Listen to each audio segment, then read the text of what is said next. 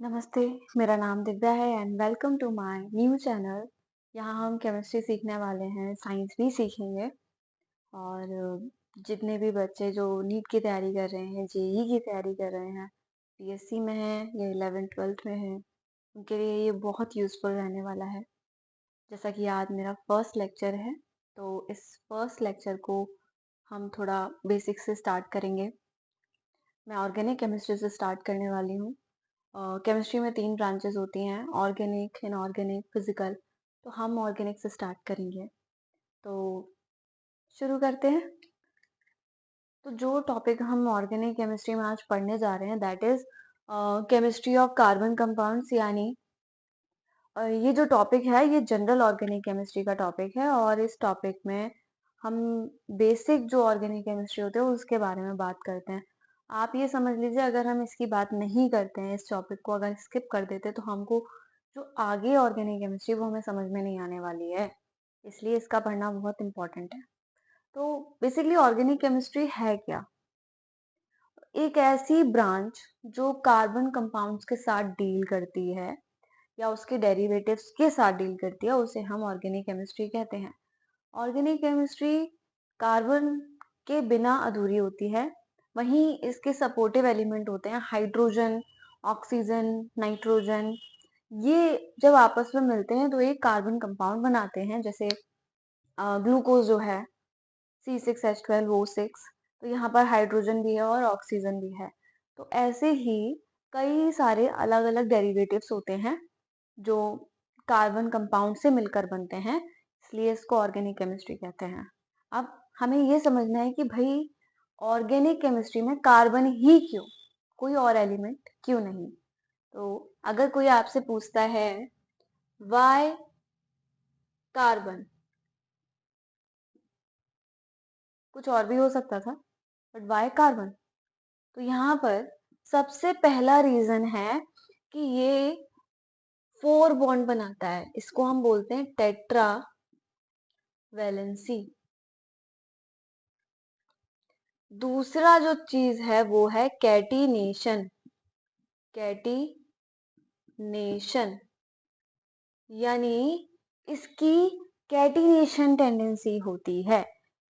Tetravalency जो 4 bond बनाता है कार्बन के साथ, जो आउटर बॉन्ड, जो आउटर बॉक्स होता है, ऑर्बिटल होता है, उसमें 4 इलेक्ट्रॉन से बॉन्ड बनाने की जो टेंडेंसी होती है that is known as tetravalency.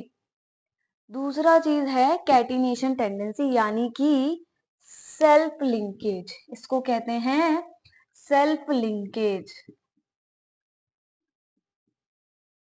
यानी ये कार्बन के साथ या ऐसे एटम्स जो एक मतलब आपस में ही बॉन्ड बना ले, उसको हम सेल्फ लिंकेज बोलते हैं।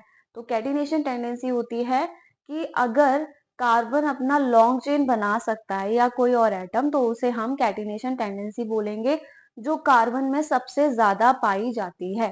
कार्बन के अलावा भी और भी एटम्स होते हैं। जैसे कार्बन की अगर हम बात करें, कार्बन के बाद यहाँ पर सिलिकॉन होता है, यहाँ पर आपका सल्फर होता है, यहाँ पर आपका फास्फोरस होता है, नाइट्रोजन होता है, ऑक्सीजन होता है। ये सारे जो होते हैं, इनके अंदर अगर हम ऊपर से नीचे जाते हैं तो कैटिनेशन टेंडेंसी ऊपर से नीचे जाने पर कम होती है। और सबसे ज्यादा कैटिनेशन टेंडेंसी हमारी कार्बन की होती है, तो हम इसको स्टार एटम मानते हैं। हम ये कहते हैं कि कार्बन की जो कैटिनेशन टेंडेंसी है वो इसमें ज्यादा होती है। तो ये था आपका कैटिनेशन। और दूसरी चीज हमने यहाँ पर समझा कि टेट्रावैलेंसी क्या होती है। नेक्स्ट जो बात हम करने वाले हैं दैट इज हाइब्रिडाइजेशन। तो अब हम समझेंगे कि हाइब्रिडाइजेशन क्या होता है। तो बात करते हैं हाइब्रिडाइजेशन की। हाइब्रिडाइजेशन होता है कि दो ऑर्बिटल आपस में जब मर्ज करती हैं, और मर्ज करने के बाद जब एक नया ऑर्बिटल बनता है, उसे हम हाइब्रिडाइजेशन कहते हैं। यहाँ लिखा भी है मैंने, mixing of orbital and form a new orbital is known as hybridisation. यानी कि एग्जाम्पल के लिए मैं लेकर चलती हूँ एक एस का ऑर्बिटल। एस के पास एक ऑर्बिटल होता है, वहीं p का ऑर्बिटल भी एक होगा। अगर मैं मान लूं कि p के पास 3 ऑर्बिटल हैं और 3 में से एक ऑर्बिटल फिल्ड है, इसका मतलब ये sp ऑर्बिटल बनेगा। वहीं अगर s का एक ऑर्बिटल, p के 2 ऑर्बिटल और आपस में ये मर्ज हो जाएंगे तो ये बनाएंगे sp2। वहीं अगर s के पास एक ऑर्बिटल और p के तीनों ऑर्बिटल आ जाएंगे तो ये बनेगा आपका sp3। यानी कि जब भी दो ऑर्बिटल आपस में मर्ज हो रहे हैं और जो नया ऑर्बिटल बन रहा है उसको हमने नाम भी नया दिया। यानी कि ये जो ऑर्बिटल्स होते हैं ये हाइब्रिड ऑर्बिटल होते हैं। हाइब्रिड को हिंदी में हम संकरण भी कहते हैं। तो अगर हम बात करें कि हाइब्रिडाइजेशन के टाइप की बात कर लें, अगर हम ये कहें कि ये कितने टाइप का है, तो ये 3 टाइप का होता है ऑर्गेनिक केमिस्ट्री। 3 टाइप्स का हाइब्रिडाइजेशन का होता है। कौन कौन सा? sp1, sp2 and sp3। अब यहाँ पर अगर मैं इनके एस कैरेक्टर की बात करूं, अगर मैं ये कहूं कि इनका एस कैरेक्टर क्या होता है, तो यहाँ पर एस जो होता है एस कैरेक्टर, यानी इसके अंदर एस में कितना परसेंटेज है एस कैरेक्टर का, तो यहाँ पर 50% ये एस है और 50% हमारा पी का इन्वॉल्वमेंट है।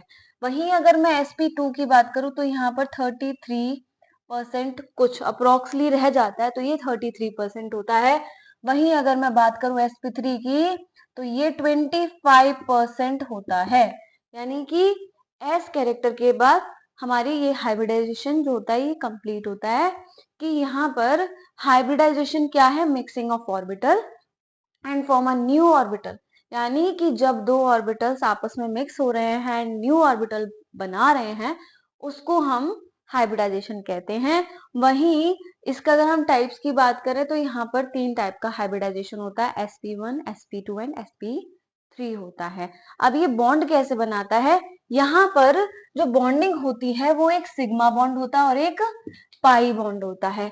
इनके अंदर sp, sp2 एंड sp3 अगर हमको हाइब्रिडाइजेशन निकालना है तो हम कैसे निकालेंगे, अब हम उसकी बात करते हैं। तो अब हम समझते हैं कि हाइब्रिडाइजेशन निकालते कैसे हैं। हमने ये देख लिया कि हाइब्रिडाइजेशन होता क्या है, अब ये समझना है कि हाइब्रिडाइजेशन निकालते कैसे हैं। सपोज कीजिए हमने यहाँ पर 3 एग्जाम्पल लिखे और तीनों एग्जाम्पल से हम तीनों हाइब्रिडाइजेशन को समझ लेंगे कि कैसे निकाला जाता है। मान लीजिए यहाँ पर ट्रिपल बॉन्ड है। अब ट्रिपल बॉन्ड के पास 2 बॉन्ड होते हैं। बॉन्ड 2 टाइप्स के होते हैं, यानी बॉन्डिंग 2 तरह से होती है। एक होती है सिग्मा बॉन्डिंग और एक होती है पाई बॉन्डिंग। अब हम बात करें स्ट्रॉन्ग बॉन्डिंग कौन सी होती है, तो सिग्मा बॉन्डिंग जो होती है वो ज्यादा स्ट्रॉन्ग होती है पाई से कंपैरिजन में। यहाँ पर अगर ट्रिपल बॉन्ड है तो यहाँ पर एक सिग्मा 2 पाई, यानी कि यहाँ पर एक सिग्मा मिलेगा और आपको 2 पाई बॉन्ड प्रेजेंट मिलेंगे। बट यहाँ पर हम क्या काउंट करेंगे? हम सिर्फ और सिर्फ सिग्मा काउंट करने वाले हैं। हम कहीं पर भी पाई बॉन्ड काउंट नहीं करते हैं, क्योंकि स्ट्रॉन्गेस्ट बॉन्ड जब सिग्मा है और हमने उसको काउंट कर लिया तो हमें कंफ्यूजन ना क्रिएट हो, इस वजह से हम यहाँ पर सिर्फ और सिर्फ सिग्मा बॉन्ड काउंट करते हैं और इससे हमें पता चल जाता है कि कितना हाइब्रिडाइजेशन है इसका। मान लीजिए अगर यहाँ पर ट्रिपल बॉन्ड है, कार्बन ट्रिपल बॉन्ड, हमें इसका निकालना है। कार्बन का ये ट्रिपल बॉन्ड है और दूसरा ये कार्बन के हाइड्रोजन के पास एक सिंगल बॉन्ड है, तो यहाँ पर कितने सिग्मा बॉन्ड हो गए? हमारे 2 सिग्मा बॉन्ड हो गए। यानी कि इसका जो हाइब्रिडाइजेशन होगा वो होगा sp। अब बात करूं मैं यहाँ पर, तो जैसा कि हमें पता है कि ट्रिपल बॉन्ड जहां पर भी होता है वहां पर 1 सिग्मा एंड 2 पाई होता है। डबल बॉन्ड अगर होगा तो 1 सिग्मा एंड 1 पाई होगा। वहीं अगर सिंगल बॉन्ड की बात करूं तो सिंगल बॉन्ड में हमारा 1 सिग्मा ओनली, पाई बॉन्ड नहीं होता है। यानी कि यहाँ पर भी एक सिग्मा होगा, यहाँ पर भी एक सिग्मा होगा और यहाँ पर भी एक सिग्मा होगा। तो कितने सिग्मा हो गए हमारे? 3 सिग्मा हो गए। अब यहाँ पर क्या बन रहा है? इसका जो हाइब्रिडाइजेशन होगा एक एस का हो गया और 2 पी के हो गए, तो ये हो गया आपका sp2 हाइब्रिडाइजेशन। अगर मैं बात करूं यहाँ पर, तो यहाँ पर तो सिंगल बॉन्ड ही है, तो हाइब्रिडाइजेशन अगर हम देखेंगे तो हमारे पास कितने हो गए? 4 सिग्मा हो गए। तो अब अगर हम 4 सिग्मा हो गए तो ये हो गया sp3 3 यानी एक एस और 3 पी, तो 4 टोटल हो गए। तो ये होता है हमारा हाइब्रिडाइजेशन निकालने का तरीका, है ना इजी।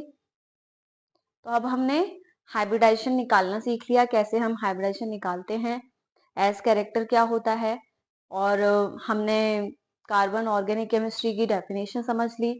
हमने कैटिनेशन टेंडेंसी क्या होता है, अगर हम बात करें कि कार्बन एटम ही क्यों होता है, वहां पे सेल्फ लिंकेज होता है, और ये सारी बातें हमने आज के लेक्चर में हमने समझी हैं। तो मैं अपने इस लेक्चर को यहीं पर समाप्त करती हूँ। और अगर आपको, वैसे आज कुछ ऐसा मैंने नहीं पढ़ाया है कि आपको कुछ ना समझ में आए, बट फिर भी अगर आपको कुछ नहीं समझ में आता है तो आप मुझे कमेंट भी कर सकते हैं, एंड मेरे चैनल को लाइक ज़रूर करना। तो इसी के साथ थैंक यू सो मच।